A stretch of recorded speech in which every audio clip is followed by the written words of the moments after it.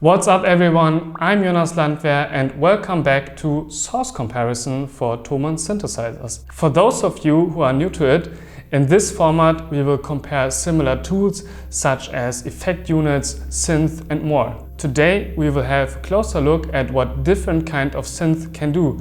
And for this I brought two of Arturia's releases with me, the Minibrute 2, an analog synth, and the newest version of the Jupiter 8 VST. So from my point of view, various aspects play a role when it comes to comparison. This can be the sound character, but also the handling, touch and the size of the unit. The Minibrute 2 is a so-called semi-modular synth with its mixable waveforms, Steinparker filter, brute factor, and as you can see here in the right, a little modular area for patchings. Semi-modular describes a synthesizer that can be patched manually or electronically, but not entirely free in its audio signal flow.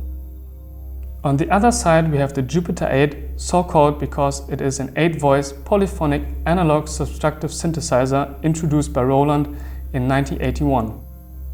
The Jupiter 8 was Roland's flagship synthesizer for the first half of the 1980s. Arturia with the Jupiter 8 VST sends an undisputed analog titan into the 21st century. Let's jump into the studio. Today again I want to create a little loop together with you. I will use the Minibrute 2 first because I will show you later the analog synth is sounding a lot warmer and saturated in the low ends, and this we prefer of course. It's coming with two VCOs. The second one is more a kind of a sub-oscillator, and the first one is a bit more featured with also glide pulse width, metallizer and a lot more, and it's including 4 waveforms, so source, wave, triangle and the noise. The most special thing about it, I would say, is this area here, this little patch area. As you can see here, you are able to sync it to your DAW as I did on the USB, and I told Ableton to play it on 120 BPM. So first off, I want to create a little bass line which is not too harsh, so a bit smoother, and for this one I'm going to use the square wave. Let's use our little patch area here and we go from the MIDI keyboard into our attenuator mod. From our ADSR we go into the AD amp.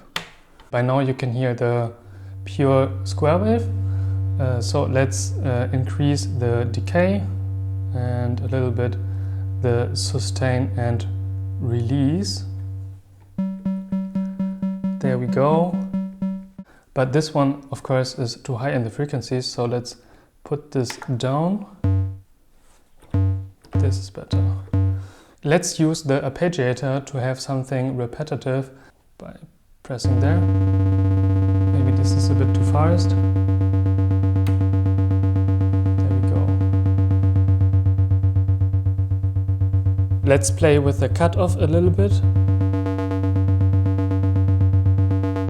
Let's go for a kind of snare or mid-tom next up. So for this we're going to unplug our patch area because we don't need this in this case. For this I'm going to use the triangle. Maybe a bit of the brute factor and also a higher octave.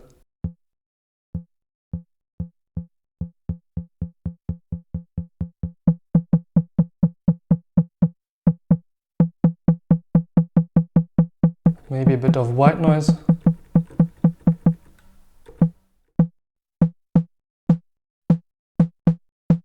Let's go for something in the percussive area as well. I was thinking of kind of shaker or hi-hat. So for this we use the white noise. So let's increase this a little bit.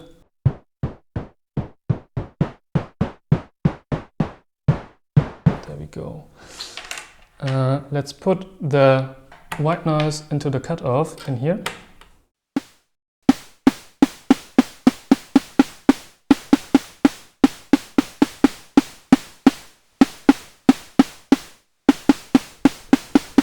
So there we can increase the length or have a bit more plucky. So let's use the band pass for it.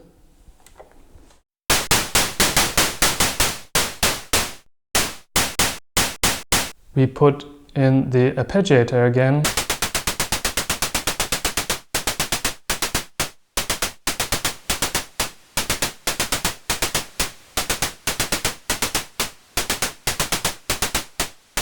Kind of dirty, but I like it. Let's jump into my Ableton project now to arrange everything and to have a look what the Jupiter has to offer for us. So, as you see, we are in my Ableton project now. And as I told you at the beginning, I want to briefly show why I chose the Minibrute 2 for the low frequencies and against the VST. So let's hear first the bass again we recorded.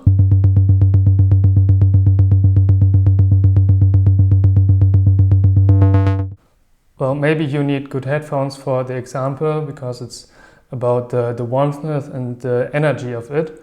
So next up, we are going to hear the same patch with the VST.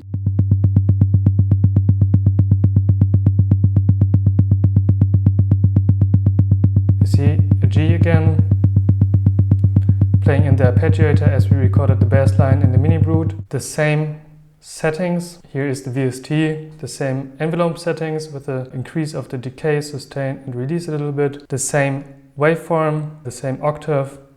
We're going to use this one.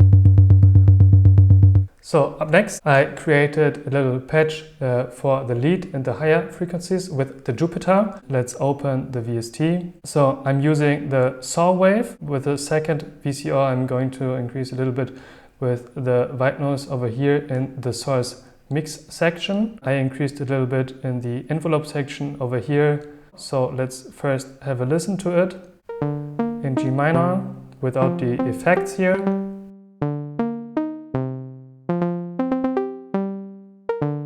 In the front like this, you have plenty of options, I would say, in the old school way. But so when you go and click on the advanced section over here, then there is a lot more features opening up, which makes it really, really interesting, and you can connect a lot of things to each other. It's coming with the modulation section, sequencer and effects.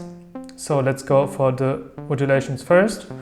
I would like to create in this patch something more melodramatic, sad, and a bit more natural evolving. So I want to use the LFO.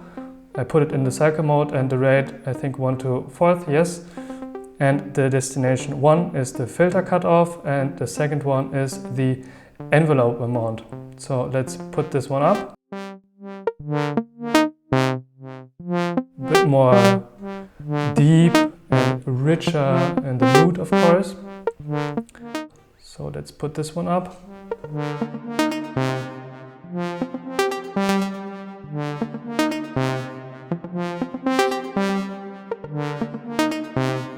Let's process this a little bit with Q, a bit more plucky with the compressor and a little tape delay in here.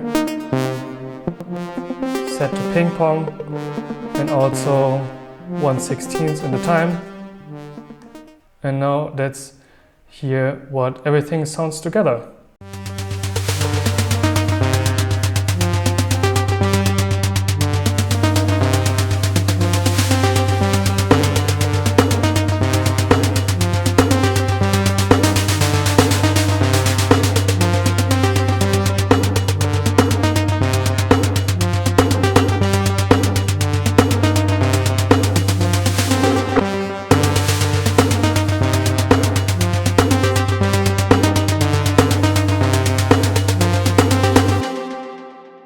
Using both synths for my jam, I have to say that the Jupiter 8 is really something. The VCO cross modulation, which is rare to find in a VST, has a lot of sweet spots to offer and lead to really great results. Moreover, you have the VCF and the high pass filter so that you can precisely control what frequencies you want to use. Also, you have plenty of options in the advanced section to modulate the whole patch or use effects and more. So you can actually do a lot for €200, which is a really fair price in my opinion, because also VSTs can be really fast, really expensive, and we all know the Jupiter 8 is a total classic. So let's double the price and then you will receive the Minibrute 2, an analog semi-modular synth, which is an amazing piece of gear for someone who wants to start with the whole analog or modular stuff, because in the Eurorack world only one module can cost the same as this. But here you will receive the complete package, actually coming with 2 LFOs, 2 VCOs, a really great filter section, and of course our patch area. So for this time I have to say that the analog synth really convinced me, as it was a bit richer and warmer than the VST one. And I have to say that the sound character here is really truly something, and the size of it fits in every small studio as well. So I hope you enjoyed source comparison once more. If you have any ideas what you want to have compared, simply put it in the comment section and we will check that out. Thanks for watching and see you next time.